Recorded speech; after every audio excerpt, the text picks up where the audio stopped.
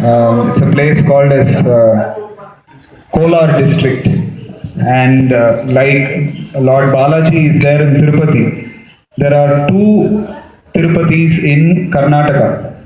Tirupati in Balaji is in which state? Oh, sorry, Balaji in Tirupati is in which state? You are answering the wrong question correctly. So, Balaji is in Andhra, and here in Karnataka there are two Tirupatis. One is this place, Chikka Tirupati, and not more than 25-30 kilometers from here, there is one more place also in Kolar district that is called as Bangaru Tirupati. So these two Tirupatis, these two places are considered to be non-different from Tirumala, Tirupati in Andhra. So here the Lord is known as Prasanna Venkateshwara Swami. So he is very Prasanna, happy. So he is very, very happy. So we'll understand what he is so happy about. Why is the Lord so happy here? If you had noticed, I don't know how many of you noticed, maybe if you had not noticed, we'll go back for darshan one more time. The Lord is having his right hand, right palm facing upward here. In Tirupati, in Tirumala, his palm is facing downward, the right arm. So this is called as Sharanagati Hasta. Okay, so basically the Lord is telling that in many places you would have seen that you take shelter of me. He is telling Sharanam Raja, Mamekam Sharanam Raja. He is telling, take shelter. When we take shelter, where do we take shelter? Lotus feet. So he is pointing, take shelter of my lotus feet. And you would generally see Venkateshwara will have his left hand like this, normally. In many temples, this is called as Abhaya Hasta. That means he is telling, Mamekam Sharanam Raja, Ma Shuchaha. So he is telling, do not fear. If you take shelter of me, don't worry. Okay, in Tirupati, he is having his palm like this. If you have noticed, he is standing and he is having his palm like this on his thigh. Basically, actually he is holding his khadga. Khadga means his sword. You know how the kings hold their sword like this, right? Right? So the Lord also is actually holding his sword and he is telling, I will protect you, don't fear if you take shelter of me. In Tirumala. Here, his left arm is also like this. He's holding his khadga, but we don't see the sword. Generally, because it's difficult to put the sword through during Shringar, it is difficult. So the sword you will see here in the center. Now from the belt here, it will be dangling in the center. Actually, the sword has to be towards the left, right? So he'll be holding like this. For Alankar, it is difficult, so they put the khadga in the center.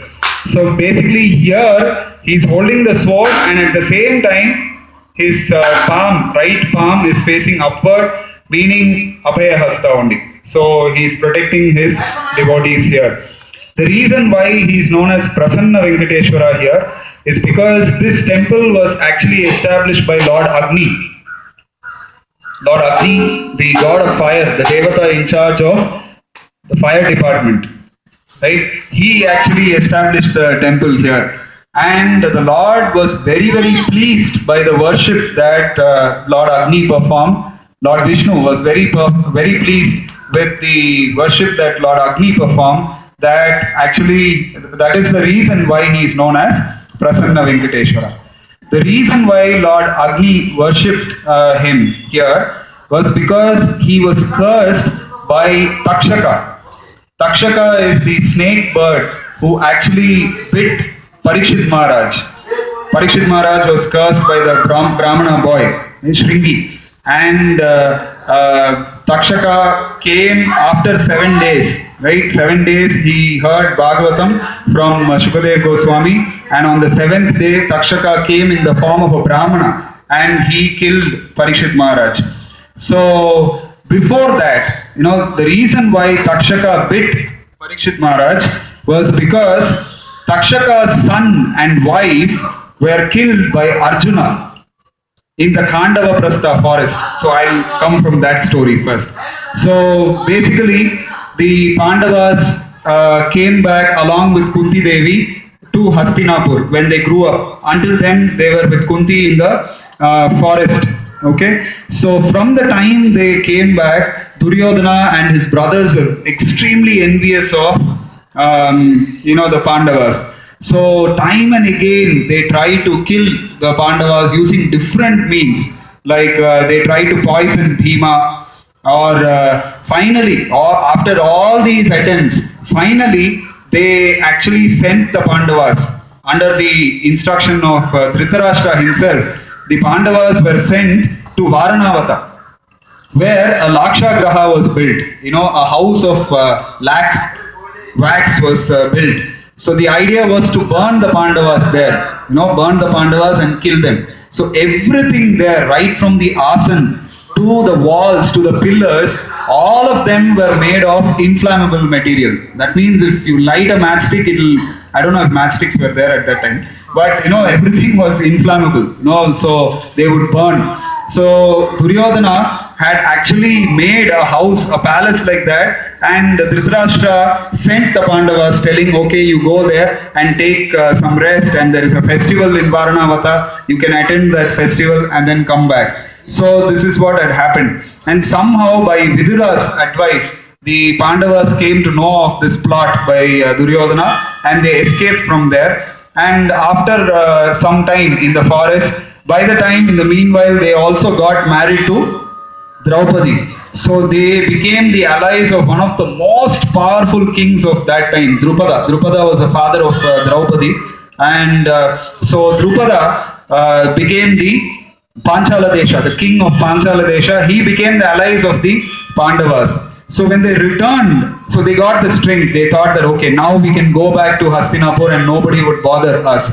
So they came back along with Krishna to Hastinapur, and the moment the Pandavas entered Dhritarashtra's darbar, his royal assembly, Dhritarashtra told and announced that, okay, I'll give half of the kingdom to you. Half of the kingdom I'll give you. You go and settle in a place called Khandava Prastha. You go settle there. That is half of the kingdom in terms of territory. You be there and you be happy. You be peaceful. You be happy. Nobody will disturb you.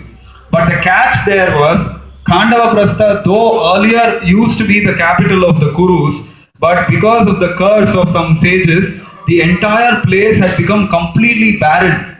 Not one small grass also would grow there. Completely desert and barren land was what was found in Khandava Prastha. So the moment Dhritarashtra made this announcement, Bhishma Dev and Vidura were looking at each other and smiling. They were like, oh, look at the treachery of Dhritarashtra. He's giving a wasteland to the Pandavas. But still, Yudhishthir Maharaj was so humble that he said, whatever place you give us, we will take it. And he was very confident that by the mercy of the Lord, they can turn that place into a very beautiful place.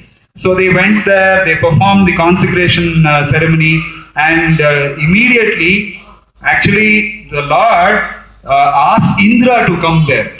Indra appeared, in his brilliant form, like sun. So he appeared there, and then Lord Indra said, what do you want, oh my Lord, what do you want me to do for your sake now? So the Lord said that you have to transform this entire place into a beautiful city, build a city here filled with gardens and fruit-laden trees and wide avenues and palaces like that. So Indra immediately summoned his architect, the architect of all the Devatas. Who's that? Vishwakarma. So he summoned Vishwakarma, and Indra ordered Vishwakarma, okay, carry out the orders of Lord Krishna.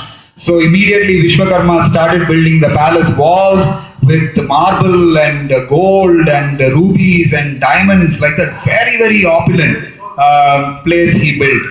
Now, before that, actually, just before that, Lord Agni also had come to Krishna and Arjuna, and he said that I want to actually satisfy, I am very, very unwell right now, because all the ghee that I have taken, I have ingested by the sacrifices that are offered to me, I have got stomach upset now. So I am suffering from a lot of stomach pain. So especially a yajna that was performed by one particular king, I don't remember the name, one particular king, he had offered so much ghee that Agni fell ill immediately after that. So then Agni went to I don't know if Lord Shiva or Lord Brahma, he went to one of them and asked what could be the solution. So they instructed him that you go and basically completely eat up the Khandava forest, the forest which is there in Khandava Prastha. You eat that forest. There are a lot of herbs and medicinal plants there in that particular forest, and if you do that, then all your problems will be solved. So your illness will be cured. This is what the instruction that he received. So Agni then asked, but actually Takshaka is living in that place, and Takshaka is a very dear friend of Lord Indra. So if I try to destroy that place, then Indra would obviously come to the aid of Takshaka, and I will not be able to do so. So what do I do? So several times Lord Agni tried to burn the forest, but he was unable to. Every time the forest flames would increase, and then Indra would come and shower. He'll pour rain, and then the entire fire would be doused. So this several times it happened. Then when he went and consulted his superiors, they told, no, you go and ask Krishna and Arjuna, they will be able to help you. So he went to, that's how he came to Krishna and Arjuna. And basically Arjuna and the Lord at that time also he became the charioteer of Arjuna. So he became the charioteer, and Agni gave him the chariot that he ultimately used in the battle of Kurukshetra. So that chariot, and Agni gave him the Gandiva. The Gandiva bow was given by Agni, and he gave a quiver. Quiver is basically the where they keep the arrows. What is it called in Kannada or Hindi? What is that called? Okay. The stand for the arrows. Okay. Basket. Okay. The arrow stand. Arrow stand. So the arrow stand, but the speciality of that arrow stand, the quiver, it was inexhaustible. It would never, reduce in the number of arrows. If there are 10 arrows and Arjuna removes one, again one more arrow would come. So inexhaustible quiver Agni gave him. So he said, okay, with these things, with the Gandiva bow and the inexhaustible quiver, and he gave some astras also to Arjuna and the Ratha, that he gave. So using all these, I will be able to help you destroy or eat up the Khandava forest. So then very expertly, Krishna also maneuvered the Ratha, and Arjuna basically got the instruction that a lot of sinful living entities were living there. A lot of demons, a lot of asuras, rakshasas, where yakshas were living in the forest, and they also had to be killed. So Agni would get a nice feast basically. So that was the instruction that Arjuna received. So after that, immediately they went, and then they it was as if Krishna and Arjuna, at any given point in time, they appeared as if they were all over the forest, everywhere. Anywhere you saw, they were present. So Krishna was so expertly riding the chariot, and Arjuna was constantly shooting arrows. Whenever one demon would rise in the air to try and escape from the fire that Agni had set, immediately Arjuna would shoot an arrow, and he would fall back into the fire. So like that, this was going on. And eventually, some of the Rakshasas, they went to Indra, and then they told, your friend is there, and this is what is happening. Look at what is happening in the Earth planet. So Indra immediately comes there, and there is a big battle between Krishna and Arjuna and Indra. And ultimately, Indra becomes very pleased. The manner in which Arjuna fought with Indra. Indra actually even brought Yamaraj and Lord Varuna and so many of his Saka Devatas also came and fought, but single-handedly Arjuna fought all the Devatas and they were not able to do anything to the fire that was set by Agni there. So he shot arrows in such quick succession that it seemed like a canopy over the Khandava forest. It seemed like that not one drop of water could enter. So that was the prowess of Arjuna. So he fought like that while fighting, Indra was smiling. Look at my son, how nicely he is fighting. He was fighting, but at the same time, he was also so pleased that Arjuna, who is also, Indra's son, who was fighting so brilliantly. And then, anyway, the interesting point there was that Takshaka's family was there. His son and his wife were killed by Arjuna and they were burnt in the fire. But Takshaka was not present there. He had gone to, visit somewhere else. And Takshaka was not there. So Indra also finally desisted. Okay, anyway, my friend is not there. So he stopped at one point in time. One more demon was there called Mayadanava. One demon was there. He somehow understood that the only way to escape would be to go take shelter of Arjuna. So he went and fell at the feet of Arjuna and said, please, give me shelter. So Kshatriyas are like that. Anybody comes and takes their shelter, they will spare their lives. Even if it is the enemy, they will spare their lives. So like that, Arjuna said, okay, you are under my shelter. Nobody can do anything to you. Then he said, but Krishna will not spare me. Then Arjuna said, no, I will recommend. No, I will ask. So here, it's a very instructive thing for us also. Unless we take shelter of a devotee, we will not be able to get the mercy of the Lord. So, the saying is there, if you want to love me, love my dog. Like that. So, if you want to reach the Lord, then we cannot go directly. We have to go through a devotee of the Lord. So, because later Arjuna would recommend to Krishna, it's okay, Krishna, leave him, leave Mayadanava. Then Krishna would say, all right, no problem, leave him. We'll spare the demon, the Danava. So Mayadanava would feel so overwhelmed that he would come to Arjuna and he would tell that you spared my life, not a single Danava from there could escape, but you have spared my life. So kindly tell me, I want to do something for your sake. Tell me what I should do for you. Arjuna said, I don't want anything. Lord is there, whatever I want, I will get from him. So another instructive thing, the mood of the devotee. He doesn't want to take any favor from anyone. For everything, he is dependent on the Lord. So there are 6 principles of surrender or Sharanagati. So the first one is Anukulya. Whatever is favorable, Anukulyasya Sankalpaha. Sankalpa means to accept. Okay, to accept.